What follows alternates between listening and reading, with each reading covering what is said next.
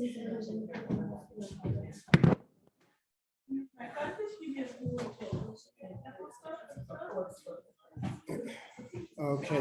everyone remember what we're learning?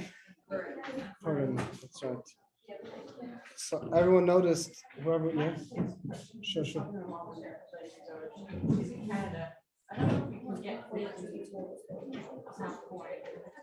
You could do, yes. Yeah, and the shows they usually have it. Rabbi, before we study, I have a question. If we can pray and ask Hashem and going to die. The what? And going to die. Really. If there is a possibility, I have to ask Hashem. No, I wanna one going to die. I mean Putin. It's not a secret even. You know, it's not I'm not joking. We can pray for peace. I'm not desperate. So. What's the best Adar prank that you've either pulled or had someone pull on you? Very important question. I don't think I ever had one. Okay, so if we notice by Kriyas HaTorah this past Shabbos, does anyone remember? Did anyone notice that we read a special parasha? Yes. Which one was it? Oh, exactly. So just like we learned earlier that there's 4 special parashas that we read. So this past Shabbos, this was the first time, the first parasha out of the 4 that we read. It's very, very special. It's actually the parasha of Kisisa, like we read a few weeks ago. Okay. So you can look out for the future weeks. We're going to be reading 3 more special parashas. So you remember, this is something that we learned, and you'll see it in Mitzvah Hashem in the reading of the Torah portion. Okay, so what we're going to do today in Mitzvah Hashem is we'll review the halachas that we started learning, chapter 142, Siman Kuf Mem Beis, page 974. Hopefully, we're going to finish those halachas today. Then we'll do a quick review of the halachas of the Megillah, and then we'll move on to the next topic. And the Mitzvah Hashem, hopefully before Purim, the week before, there isn't so much time, it's just over 2 weeks. We'll review one more time. That way, when it comes to Purim, you'll be 100%. You'll know exactly what to do without questions. You'll tell people, oh, by the way, this and this and that you have to do. People will be asking you questions. That's the goal, but you'll know it that well. Okay. What are the 3 mitzvahs aside for reading the Megillah on Purim? Yeah, Mishloach manos, yeah. And giving money to the poor, correct. Matanos Laevyonim. So Mishloach manos, as I mentioned, Mishloach, sending money, sending gifts. The Seudah, the special meal, the feast that we have on Purim, and Matanos Laevyonim, gifts to the needy. Okay, so the first halacha that we learned last week in this chapter 142. What is the bare minimum to fulfill the mitzvah of sending gifts to others? Not to the poor people, rather to your friends. How many people do you need to send to? 1 person. Oh, 2 things to 1 person, exactly. That's what's tricky, because when it comes to Matanos Laevyonim, giving tzedakah, extra tzedakah to the poor, there you have to give to 2 people. When it comes to Mishloach manos, it's 2 things to 1 person, 2 gifts. And we'll see. Let's say I have an option, I have an extra $20 handy, and I have 3 options what I can do with it. I can either give another gift to a friend of mine or 2 other gifts to a friend of mine. I can buy a few more things for my meal, or I can give it to the poor. What is the proper thing to do? Exactly. You give it to the poor, you fulfill the mitzvah of Matanos Laevyonim, giving it to those who need it.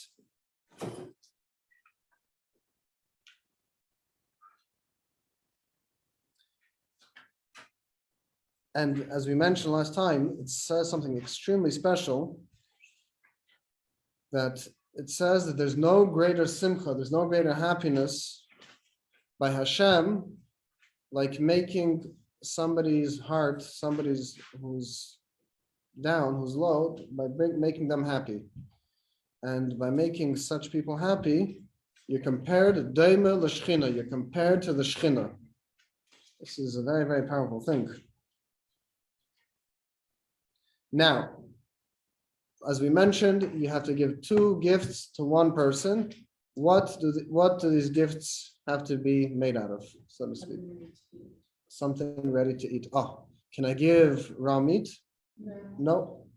Correct. So even though the person could cook it themselves, right? The mitzvah is to give something which is already edible as is, that the person receiving the gift does not have to do anything special to prepare it, so on and so forth. It's ready to eat as is.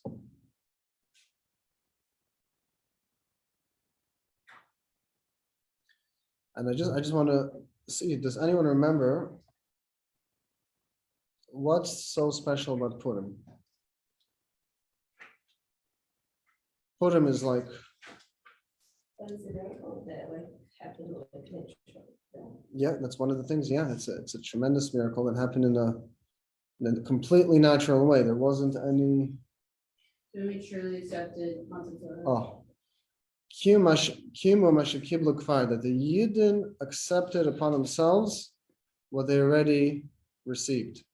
Right? We received the Torah, but we all know, as we mentioned last time, how do we receive it? Because Hashem put Har Sinai on top of us and said, if you don't accept it, we're going to let go and it's going to fall on you. We were forced into it, so to speak. Purim is the time where we fully accepted the Torah. Now, anyone remember, how do we see it in these 3 mitzvahs? Well, actually, in all 4 mitzvahs, in the Megillah included.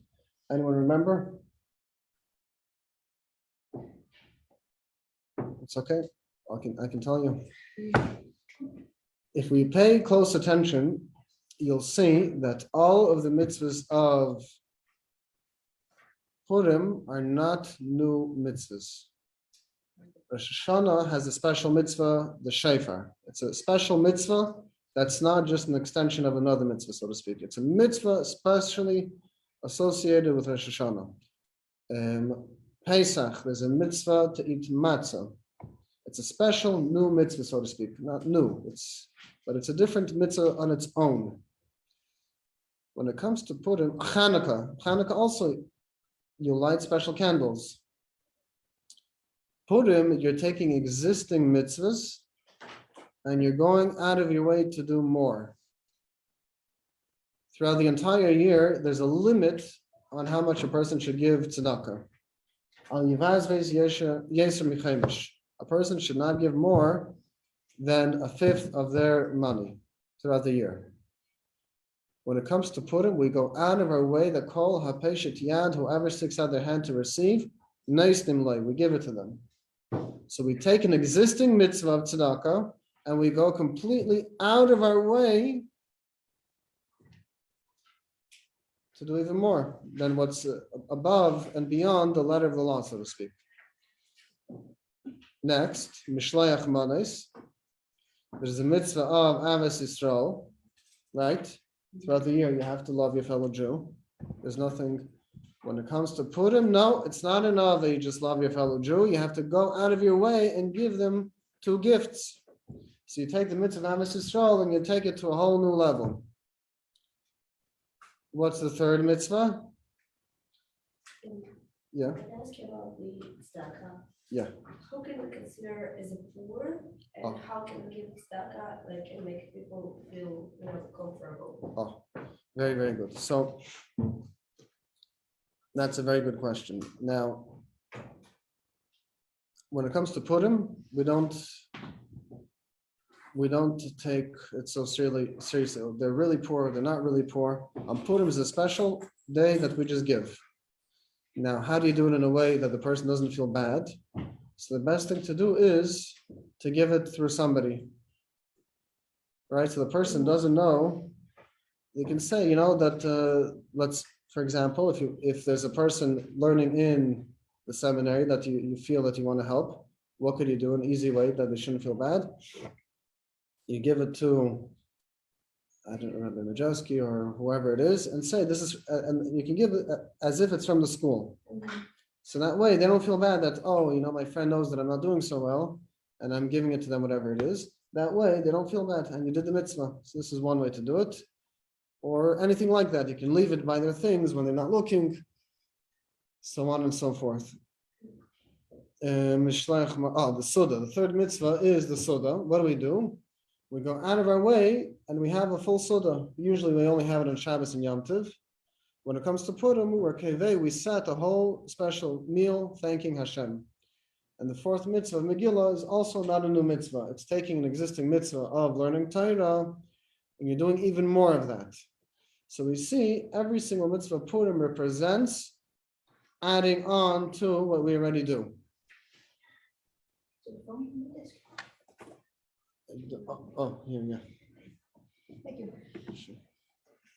So every single mitzvah of Purim we see, we take an existing mitzvah and we go beyond, and this shows that it's an acceptance of the Torah on our part. That's why there's no new mitzvah, so to speak. It's taking an existing mitzvah and we are showing that we are doing even more. That's if you ever need a Dvar Torah, if you're going to be eating by somewhere, you can use this one. Okay, now,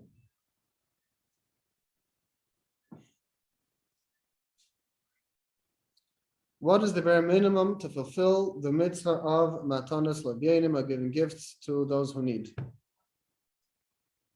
Anyone who reaches out their hand. Oh, so that's a general rule. Yes, this is important. On Purim, whoever reaches out their hand, literally, you give. And as a person giving tzedakah, what is my bare minimum to fulfill the mitzvah? 2 people, exactly. If you give to 2 people, this is the mitzvah. At least if you gave so when it comes to giving gifts, how many people? 1. How many things? 2. When it comes to mitzvah tzedakah, it's not 1 person, it's 2 people. That's why it gets confusing, but everyone will get it. Okay. And as was mentioned, that ein medaktikim b'ma'is Purim, we're not so selective when it comes to giving out money on Purim. Alakol hapeshit yad yitel noisnim loy. Whoever asks, you give. Now, what happens? Let's say on Purim, you find yourself in a place where there's no one to give to. You're traveling. There's no poor people, Baruch Hashem. What do? You have to. Oh, correct. You take money and you set it aside until you find somebody. Today, this is actually much easier because they have the online. You can do it online. So you give, let's say, to 2 different organizations that they're going to give it on that day. This is also good. Is the mitzvah of Mishloach manos is sending gifts. Is this a mitzvah only for men, or are ladies also obligated in it? Women also, correct. Now, who should a man give to and who should a woman give to? Yeah. Woman to woman, man to man, correct. How about Matanos Laevyonim giving a gift to the needy? Do we still say the same rule that a man should only give to a man and a woman should only give to a woman? No. When it comes to tzedakah, you can give to the opposite gender. Now, what happens if there's a lady who's married? Can she fulfill the mitzvah through her husband? No, she has to do the mitzvah for herself. So we know that many times a husband can fulfill a mitzvah for his family. When it comes to this, the halacha is that they should not rely on their husband, rather they should go and do the mitzvah on their own. Okay. When should the feast, the Purim feast, the meal, be held? Third day. Oh, by day, correct. So the main mitzvah to have the Seudah, the main mitzvah to have the Purim meal is not the night of Purim after we read the Megillah. Rather, the main mitzvah is to do it by day. Now, together with that, we mentioned that there's still an inyan, it's still a good thing to do, to be marbek tzas, to increase a little bit in your meal the night of Purim. So even though you have not fulfilled the obligation of the Seudah, you did not fulfill the obligation of the meal, how that's a separate mitzvah, but there's still a custom to also add in your meal the night of Purim.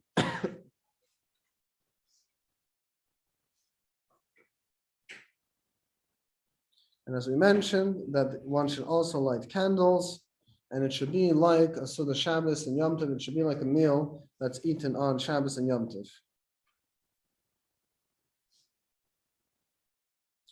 What about the mitzvah of Matanos Laevyonim, of giving to the needy? Can I do it by night, or I can only do it by day? By day, correct. The mitzvah of giving tzedakah to the poor, you can give tzedakah by night for sure, but to fulfill the mitzvah, it should be done by day.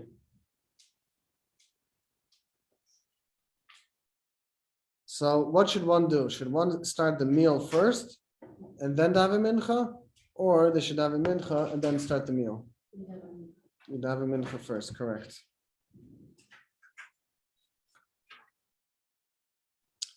Now, if you're davening mincha already, it means it's a little bit later in the day, right? What happens if it's Erev Shabbos? When should you do the meal? In the morning, correct. So regularly, Purim, the meal is done after mincha because everyone's busy throughout the entire day, giving out Mishloach manos, so on and so forth, fulfilling all the mitzvahs.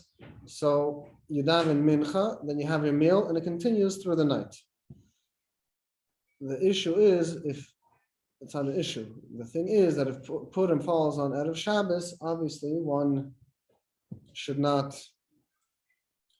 go into Shabbos full, right? They have to leave space for the meal of Shabbos to honor Shabbos properly.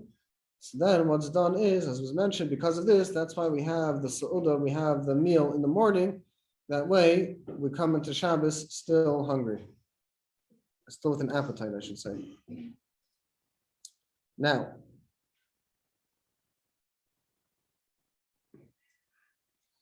there's a special custom to do something special on Purim itself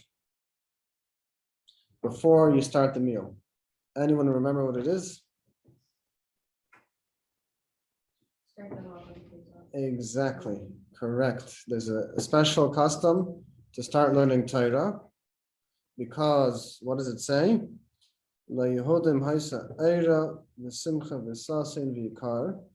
And Chazal teach us that Eira, La Yehudim Haisa Eira Zu Torah. Eira, light, is Torah. Therefore, and this is said on Purim. Therefore, it's a special inyan to start learning Torah a little bit before the meal. And being that Purim is exactly a month before Pesach, we start learning a little bit Hilchos Pesach. Very, very good.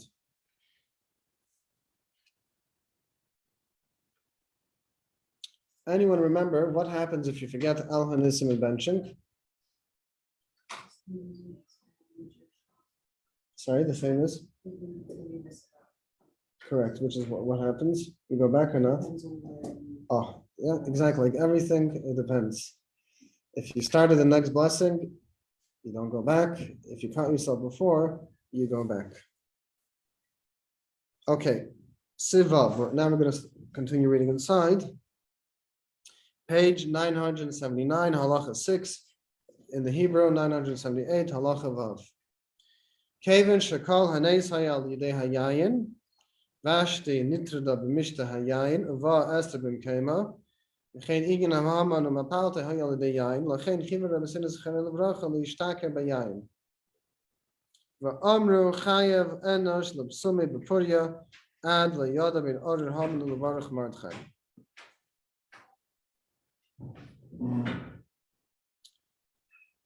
Purim is connected, the miracle of Purim is connected through wine. Because how did Esther become a queen? it's all because there was a mishta of yain, there was a feast which involved a lot of wine, which caused Vashti's downfall. And because of that, Esther became the queen. So there's a direct connection between wine and the miracle. It simply, physically, that's how it played out. So there's a special mitzvah.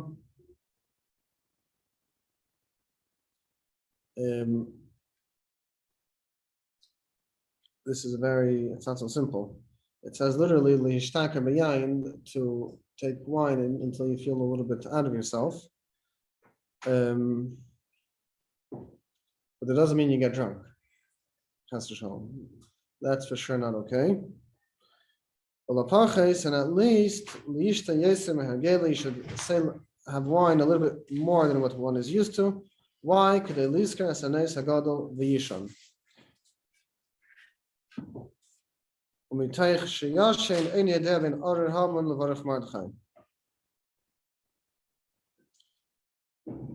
So everyone knows, as we mentioned, there's a mitzvah to drink wine on Purim.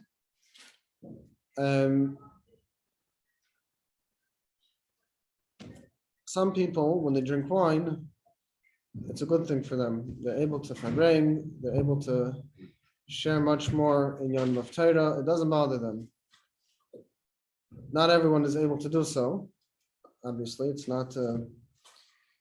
So somebody who's not able to do so, they'll have a little bit, they'll fall asleep.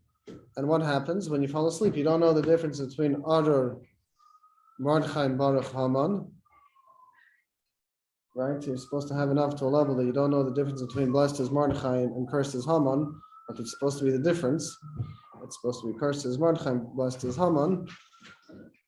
That's how you have to reach such a level, but if you fall asleep, you for sure reach such a level. Ulam, Mishu Chalish Bative, somebody who is not if a person knows on their own right that if they say too much l'chaim on wine, it's going to chas v'shalom not be such a positive thing. One should not, absolutely not, say l'chaim. And a person, all of their actions should be l'shem shamayim for the sake of Hashem, for the sake of heaven. So therefore, just like there's a mitzvah for those who are able to say l'chaim, there's also a mitzvah for those who are not able to not to say l'chaim. And if you say a little bit to go to sleep, you have fulfilled the mitzvah. Zayin, the seventh halacha, ha'avel afiloteich shiva chai b'Matanos Laevyonim. Somebody who chas v'shalom is a mourner, who is chas v'shalom sitting shiva, still has to give Matanos Laevyonim, still has to give gifts to the poor.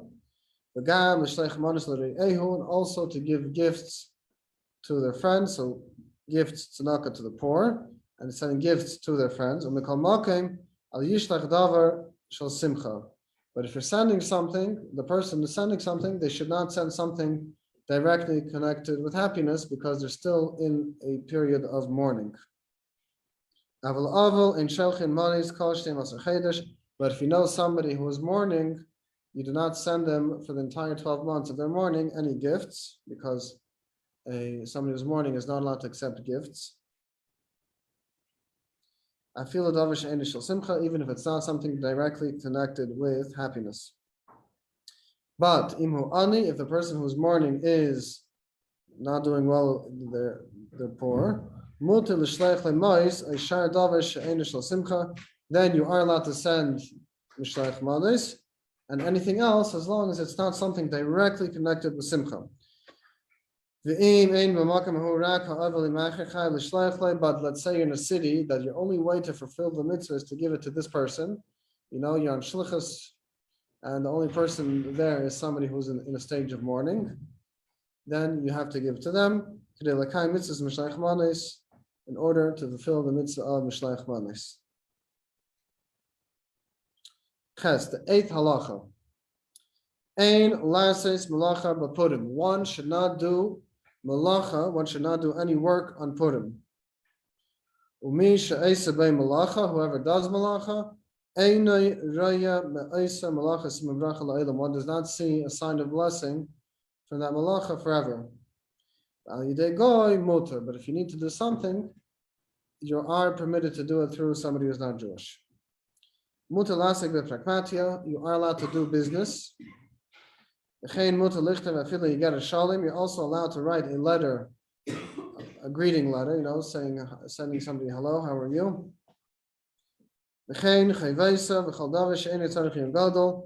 Also, your bills are something that does not require much brain space, so to speak, head space.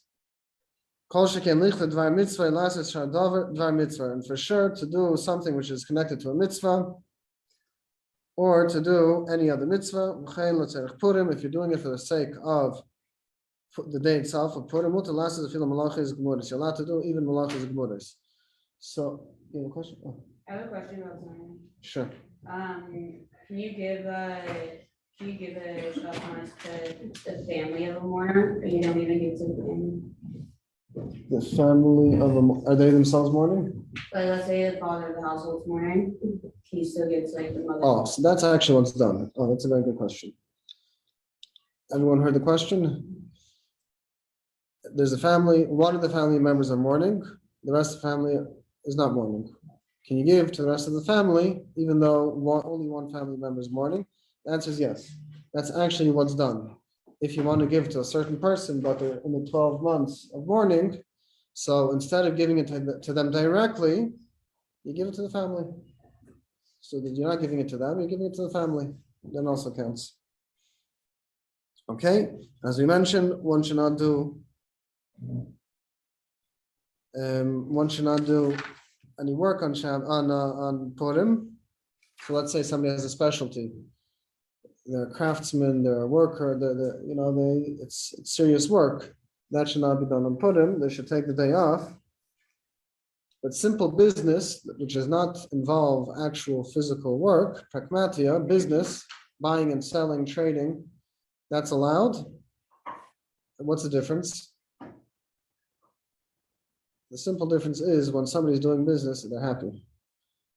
They sold their products, they made the sale, they purchased good merchandise that they will eventually be able to sell. On the other hand, if somebody's doing work on their own, physical, tiring work, this does not bring happiness. They just want to get it over with, right? It's a stress, so to speak, to get on to the next job. That's one thing. If somebody also needs to work to provide for their family, and this is their only option, that's also acceptable, that's also allowed.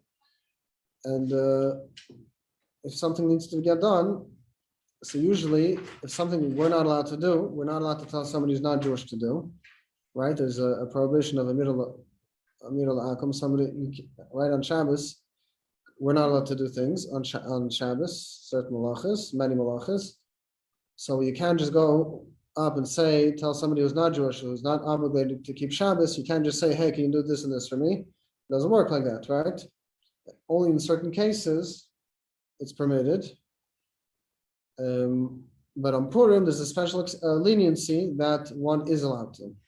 So even though one, on their own right, would not be able to do it on Purim, but when it comes to asking somebody who's not Jewish to do it for you, this is permitted. Wait, so if doesn't make sense that you can't do any malachas, yet you can do work as normal. Oh, because over here,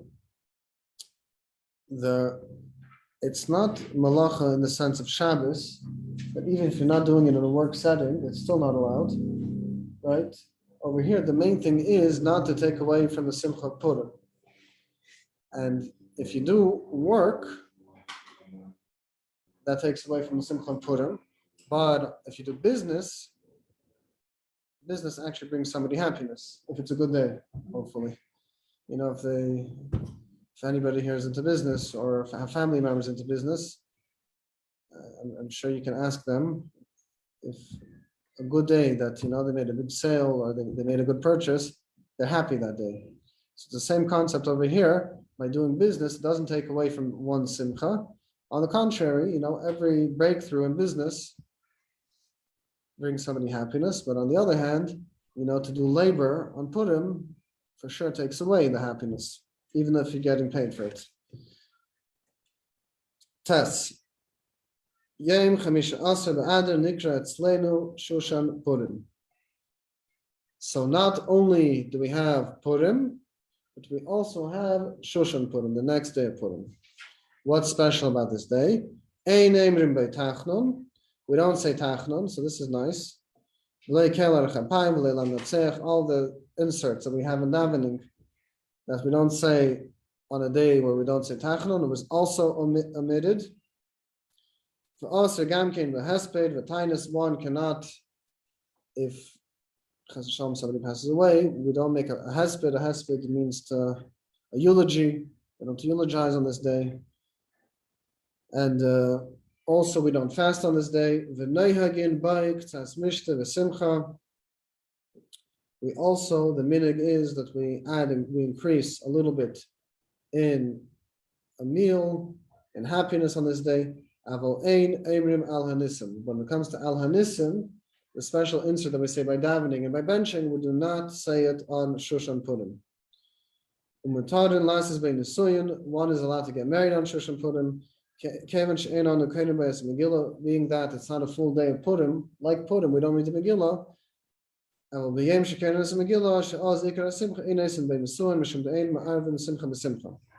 There's a general rule in halacha that when there's one simcha, we don't mix another simcha with it.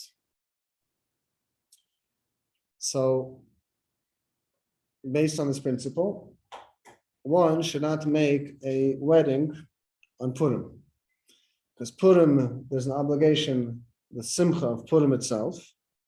So therefore, we don't mix in another simcha into an existing simcha. Now, there's an exception by Shulchan Purim. Shulchan Purim is different. Shulchan Purim over here, we say, is different. Why? Even though we have to add into simcha, because we don't read the Megillah. And being that we don't read the Megillah on Shulchan Purim, you could get married on Shulchan Purim, and it's not considered mixing in one simcha, one occasion of joy with another occasion of joy. Yud, the last halacha. Yom Arba Asar v'Chamisha Asar Sheba'adar Harishain.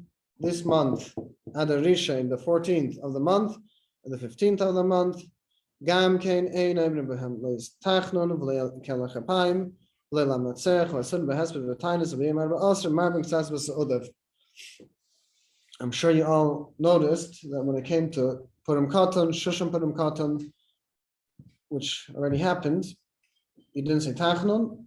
So that's because the halacha is, even though it's only Purim Katan, and Shulchan Purim Katan, nevertheless, on those days we do not say Tachnon.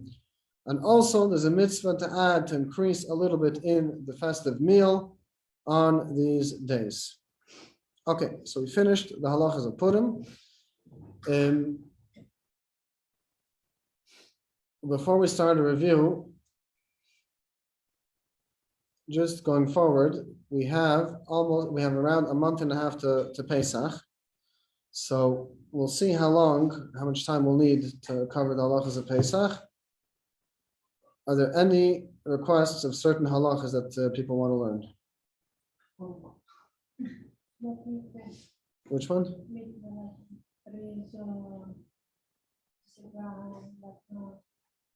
For Kalim? Tfilas Kalim. So that Rabbi Hanoka is teaching, right? I know. So Tfilas Kalim, Rabbi Hanoka is teaching. We started, and then I found out that Rabbi Hanoka is teaching it. We learned the halachas of tzedakah already, right? Yeah, we did. We learned the halachas of tzedakah. So what we can do is, again, we'll have to, Pesach is a big unit, but if there's extra time, we can learn the halachas of barachas, meaning what to make on food. Also, important to know the halachas pertaining to Avodah Zarah, idol worship, and there's a lot of shilas that could come up. Let's say you have a relative who's making a party for a certain holiday, or you have a friend who's making can you partake? Or, this is a very common thing, in the city where a person lives, the voting is happening in, not exactly in a synagogue. What do? Are you allowed to partake? So on and so forth. So there's a lot of questions that can also come up in this area, the halachas of Avodah Zarah. Is this something which is interesting or no? Yeah, and if you have friends or family members from different religions, what yes, what no, what for what, sorry? Oh, yes. So yeah, we touched upon that subject very little. Yeah, we can learn that also. So, but there's the topic of brachas. Does that interest anyone? Or not so much. Yeah. Okay, because there's a lot of let's say you have a salad and there's a bunch of things in the salad. There's croutons, there's things which are adama, ha'etz, shahakal, it's all mixed in. What bracha do you make? You're eating sushi, there's avocado in it, and there's fish in it, and there's rice in it. What do? These are things that pertain to literally day-to-day life. Okay, so we'll see. We'll get through the halachas of Pesach. You know what? We'll take a little gap, a little break before we start Pesach. We'll take a small unit. We'll finish that, and we'll move on to Pesach. Brachas is a very big topic. So maybe we'll do the halachas of Avodah Zarah. Maybe we'll do that because it's smaller. Then we'll move on to Pesach, and after Pesach, maybe we'll start with brachas. Sounds good? Okay, because brachas is a much bigger unit. Okay, so let's quickly just review the halachas of Megillah. That way, when it comes to Purim, you'll know it so well that people are going to be asking you what to do. Okay, so Mishnichas Adar Mabrim B'Simcha, as we mentioned, as Adar comes in, there's a mitzvah to increase in joy. And if for whatever reason somebody has a court date with somebody who's not Jewish, push it off to Adar.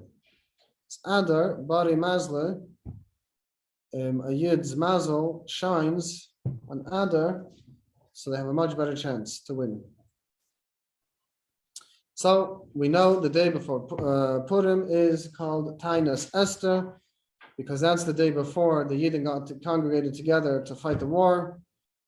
And we know that in Jewish history that any time that the Yidden fought, they fasted the day before. And as we mentioned last time, does it make sense to fast the day before you go to war? Absolutely not. So how can you do it? The answer is, exactly, it makes sense if you're Jewish. Because the Yidden don't make sense according to derech hateva, whatever, according to the natural course of things. Whatever we do is not in the natural line. We work on a different frequency. We work directly with Hashem. So our main victory comes through increasing in tshuva, increasing in our service of Hashem. This is what brings our actual victory. And I mentioned to you the story that I heard, I think I mentioned last week, that in West Point, what's it called? Key Point, West Point, they were studying different wars for strategies. It's a college or university for generals. And somebody asked the professor, the general, why don't we study the 6-day war? And he says, because it doesn't make sense. The fact that Eretz Yisrael, the Yidden won, that makes absolutely no sense. It's a miraculous war. You can't learn from miracle. You can't study to apply in your own army from a miraculous war. How can we have a miraculous war? The answer is because the Eibishter Pashat, the Eibishter simply protects the Yidden. The Rebbe made a big shturim in Mitzvah Tefillin that the Yidden the soldier should put on Tefillin, because the Gemara tells us when a Yid wears Tefillin, this brings a fear from the other nations, because they see that this is a Jewish nation. There's a certain, you see it, you can feel it. This is a Jew. You can't start up. We're connected with the Eibishter and they feel it. And look, it happened. They saw it. They felt it. We won in 6 days. It doesn't make any sense. We're completely surrounded by enemies. Even the Yom Kippur War, in the natural course of things, we should have been destroyed. Chas v'shalom. We weren't. So that's why the day before, we fast to show that we don't work on a natural course of things. We're fasting because our victory is supernatural. Our victory comes from Hashem directly and not through anything else. Who is exempt from the fast? Nursing, yeah. Somebody who's nursing. Sick. Somebody who's expecting. Correct. All of these categories, any person in these categories is exempt from the fast. If you're not sure if you're sick or not, meaning, you may be feeling off, but you don't know if it's 100% sick, you should consult with an Orthodox rabbi. So if Purim falls on Sunday, so you don't fast on Shabbos and you don't fast on Friday, you fast on Thursday. On Purim, we wear our Shabbos clothing in honor of the Megillah, in honor of Purim. The house should be, or the dorm, wherever it is, should be as if it's Shabbos. The bed should be made, everything should be clean, lekavet Purim.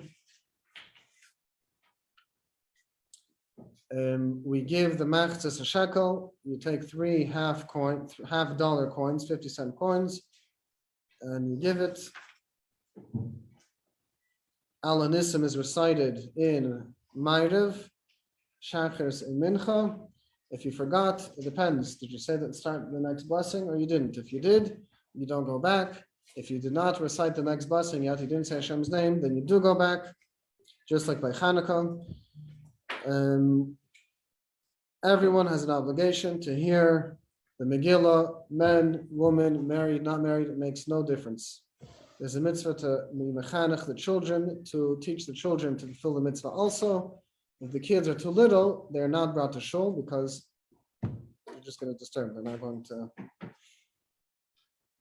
help the mitzvah. From what time can you read the Megillah in the evening? After nightfall. Nightfall. Shkia is right before nightfall. It says nightfall is when the Megillah can be read. What happens if for somebody that the fast is so hard, by the time they daven Ma'ariv and hear the Megillah, can you read the Megillah earlier?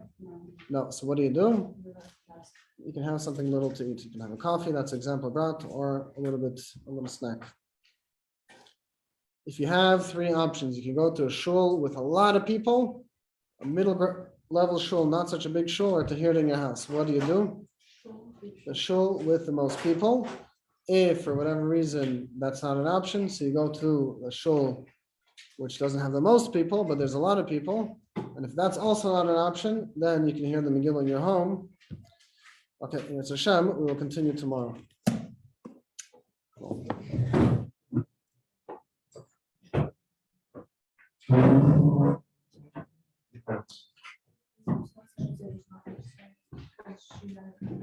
Like